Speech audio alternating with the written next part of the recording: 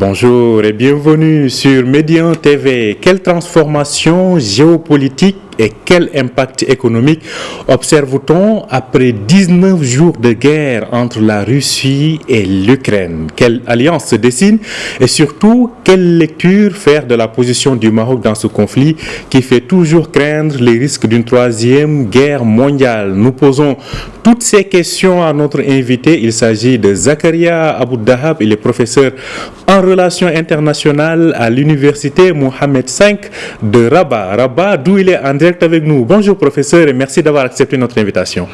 Bonjour, merci beaucoup de l'invitation. Alors professeur, 19 jours de guerre, 19 jours de conflit, 19 jours de transformation géopolitique et d'impact économique. Alors, au bout de ces 19 jours, quelle lecture faites-vous de l'évolution de la situation créée par cette guerre en Ukraine? Merci encore une fois. D'abord, il y a une inquiétude croissante, progressivement à la suite de l'offensive russe qui a démarré le 24 février. Ça d'une part. D'autre part, on voit sur le terrain comme il y a des dégâts collatéraux, notamment sur le plan humanitaire. Les attaques russes ciblent surtout les infrastructures ukrainiennes. Donc on voit devant nous un pays en train d'être dévasté. Certainement, les conséquences seront durables. On voit également une communauté internationale divisée, des réactions contrastées, ça et là. Certes, on va dire du côté occidental, un peu l'idée par les États-Unis, mais il y a aussi l'OTAN, ainsi que les autres pays de l'Europe, surtout occidentale. Nous avons remarqué quand même qu'il y a une certaine, non pas inaction, mais une impuissance à contrer ou à contrebalancer l'offensive russe. Bien entendu, si on va vers l'Asie, on voit par exemple la Chine avec une position plus ou moins modérée. Et déjà, des menaces sont proférées contre ce pays pour ne pas soutenir sur le plan, je dirais, stratégique, la Russie. On voit également d'autres pays, en Afrique, le monde arabe, etc., dont les positions ne sont pas très claires. En tout cas, ce sont des positions qui sont contrastées et je crois, chaque pays se positionne par rapport à ses intérêts. Alors, nous regrettons bien entendu ce conflit qui va impacter, nous en parlerons peut-être tout à l'heure, l'économie internationale, le système international, l'ONU, les organisations continentales, mais il est donc regrettable au final, malheureusement, que la diplomatie n'ait pu, on va dire, endiguer ce conflit qui, encore une fois, risquerait d'embraser toute la région et notamment l'Europe en entier. Alors, vous le disiez tout à l'heure, donc après ces 19 jours de conflit, pensez-vous, alors on va faire un peu stratégie militaire, que peut-être les plans russes sont vraiment sur les rails comme prévu, surtout en termes de timing? Alors, comme le disent les stratèges eux-mêmes, disons que la meilleure des stratégies change le premier jour. Généralement, il y a toujours des effets adverses, des effets inattendus, surprises parfois stratégiques, sous-estimation de l'adversaire, réalité sur le terrain, et parfois même quand, par exemple, les considérations humanitaires sont au devant, parfois il y a une espèce d'infléchissement du côté opérationnel des choses. Certes, il est clair que d'après les stratèges qui suivent et les analystes, la problématique aujourd'hui qui est devant nous, il y a un plan russe qui a été orchestré depuis longtemps et l'idée cette fois-ci c'est de gagner du terrain du point de vue russe et être en position de force pour imposer des positions en matière de négociation. Il y a eu des rencontres malheureusement infructueuses entre les deux parties, russes et ukrainiennes, mais évidemment les puissances occidentales essaient tant bien que mal de faire de la médiation. Ce qui est à remarquer sur le plan, je dirais, opérationnel, c'est que nous sommes plus ou moins en rupture par rapport aux accords antérieurs dits Minsk 1 et Minsk 2, qui ont plus ou moins introduit un cessez-le-feu, statu quo, etc. Mais aujourd'hui, comme on le sait, avec les desiderata russes, à savoir la reconnaissance de l'annexion de la Crimée et la proclamation et la reconnaissance de la proclamation des deux républiques qui se sont détachées de l'Ukraine. Alors cette fois-ci, la grande question, est-ce que l'Occident et l'Ukraine en particulier sont prêts à accepter ce diktat russe et finalement sortir de cette impasse? Justement, une des questions qui se pose, c'est le fait accompli. Aujourd'hui, on voit que les Russes sont en train carrément d'occuper toute la mer Noire, de priver l'Ukraine tout accès à la mer.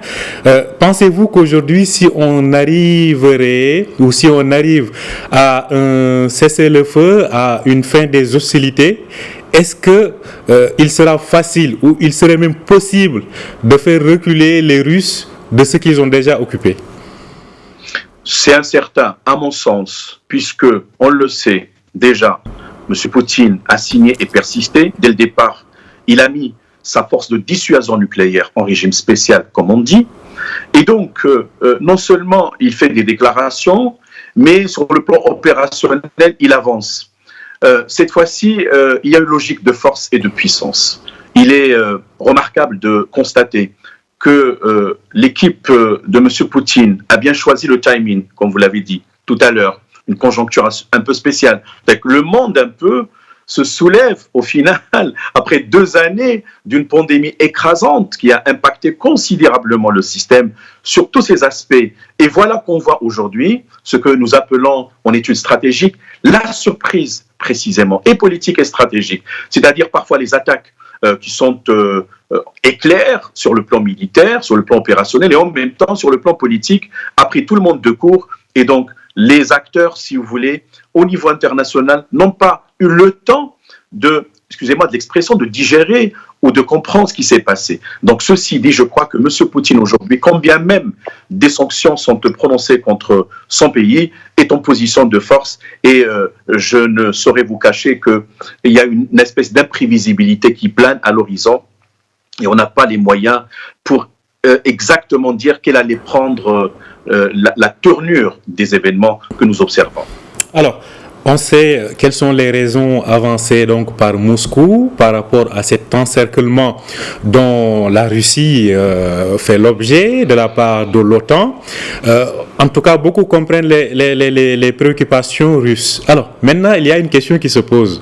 C'est que tant qu'on ne fait pas partie de l'OTAN, l'OTAN ne défendrait pas un pays attaqué par Moscou. Il y a le cas de la Géorgie, le cas de la Moldavie et d'autres pays riverains de la Russie. Finalement, comment résoudre cette énigme qui vient de se poser dans les relations internationales et militaires?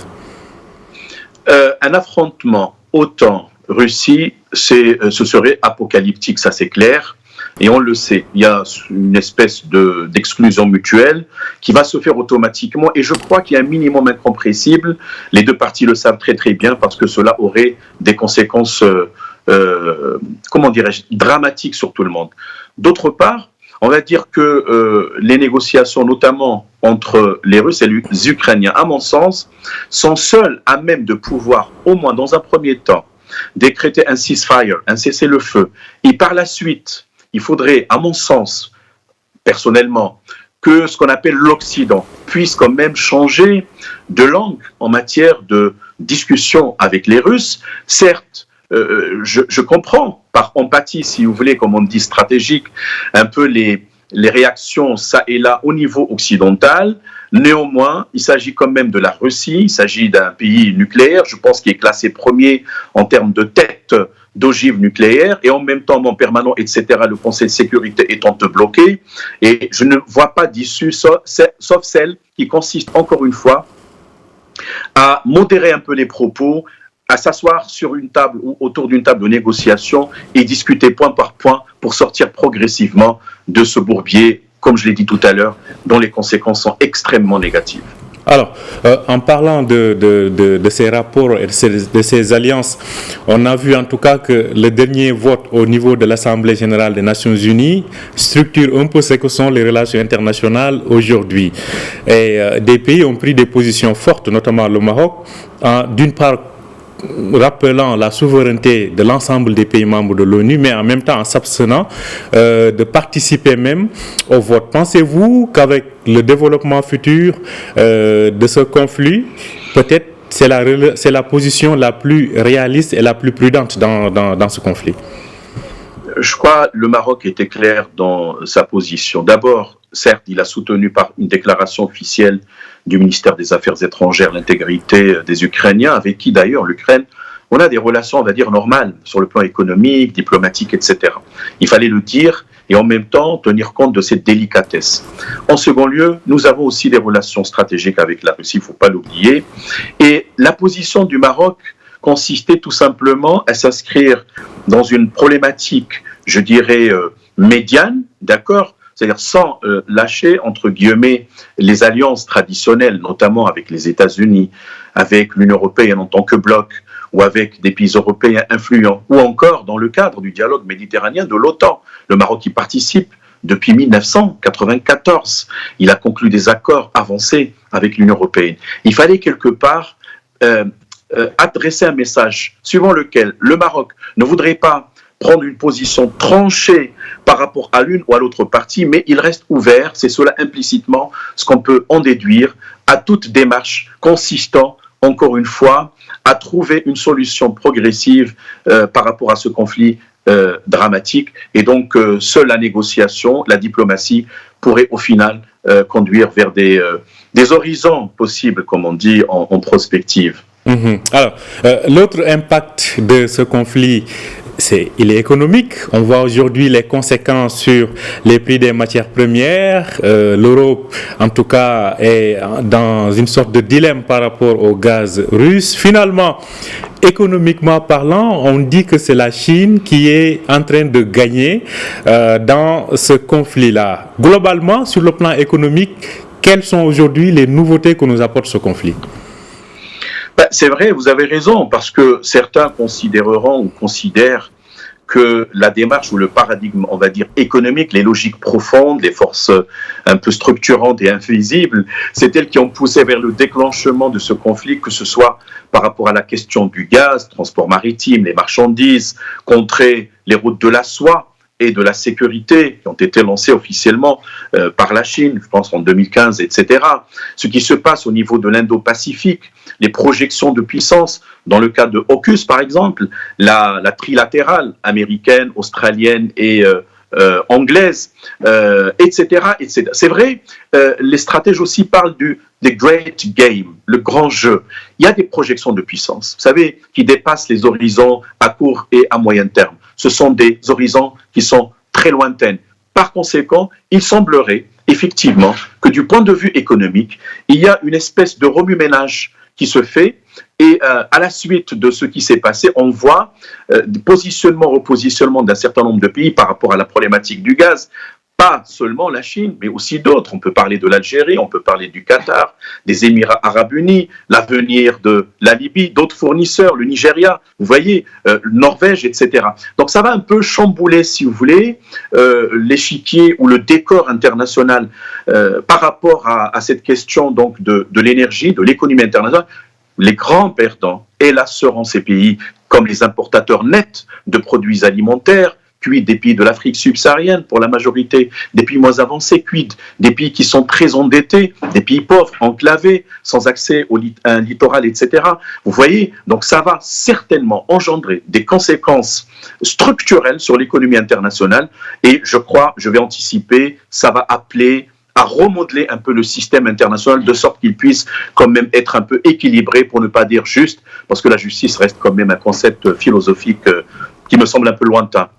Justement, en parlant de remodelage du système international, on le disait tantôt ici, à la fin de la Première Guerre mondiale, on a senti que la Société des Nations, la SDN, n'était plus capable d'arrêter une déflagration mondiale. Aujourd'hui, on a l'impression que l'ONU est dans la même situation. Quand vous parlez de remodelage, vous proposerez quoi ?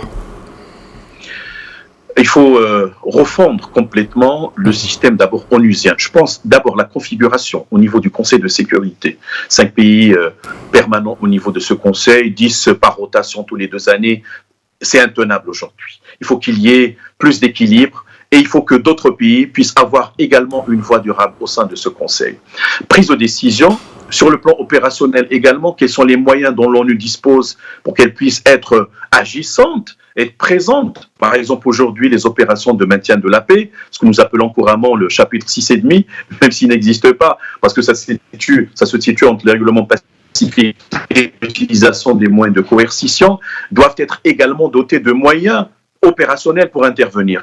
À cela s'ajoute la discussion autour d'autres organisations qui aujourd'hui sont un peu essoufflées. En 1975, il y a eu la création de l'Organisation de la sécurité et de la coopération en Europe, en 1975, par l'acte d'Helsinki. Quelle est sa place aujourd'hui dans cette situation, ainsi que d'autres organismes qui peuvent aussi contribuer à jouer un rôle plus positif. L'OTAN aujourd'hui, à mon sens, est interpellée. Pourquoi ? À la base, en 1949, quand elle a été créée, c'était l'idée d'encercler le communisme. Est-ce qu'on peut aujourd'hui continuer avec cette doctrine et dire que, par exemple, la Russie ou la Chine ou la Corée du Nord constituent un ennemi à conjurer par tout le monde? Moi, je crois qu'il y a là une raison pour refondre non seulement les institutions, mais aussi les concepts stratégiques qui ont été bâtis à la suite de la Seconde Guerre mondiale, qui était un cataclysme pour tout le monde. Une dernière question assez rapidement concernant ce Conseil de sécurité de l'ONU. Si réforme avait à avoir lieu, quelle devrait être cette réforme? Assez rapidement, professeur. Écoutez, moi je crois par exemple pourquoi les pays africains, quand je dis l'Africain, ça inclut aussi le Maroc, n'ont pas un siège permanent au sein du Conseil de sécurité pour contrebalancer un peu l'hégémonisme des uns et des autres. Quelques pays asiatiques pourraient aussi être tentés à en avoir. Je pense au Japon, je ne sais pas, avec la Corée du Sud, etc. D'autres pays prétendent également à l'avoir, comme le Brésil, et ainsi de suite. Il faut qu'il y ait un système d'équilibrage qui puisse refléter les intérêts de tout le monde et ne pas mettre en place, je m'excuse de l'expression, une sorte d'oligarchie internationale qui finalement s'accapare l'essentiel de la décision au niveau mondial. Une oligarchie, pour vous reprendre, qui est aujourd'hui s'enlise. Merci beaucoup, professeur Zakaria Aboudab. Je rappelle que vous êtes donc professeur en relations internationales à l'université Mohamed V Rabat, d'où vous étiez en direct avec nous donc ce matin. Merci à vous, professeur, et bonne journée. Merci de cette belle invitation matinale. Merci à vous aussi de nous avoir suivis. Je rappelle que vous pouvez retrouver cet entretien sur notre site www.medianews.com. Bonne journée, bonne suite de programme sur Média TV.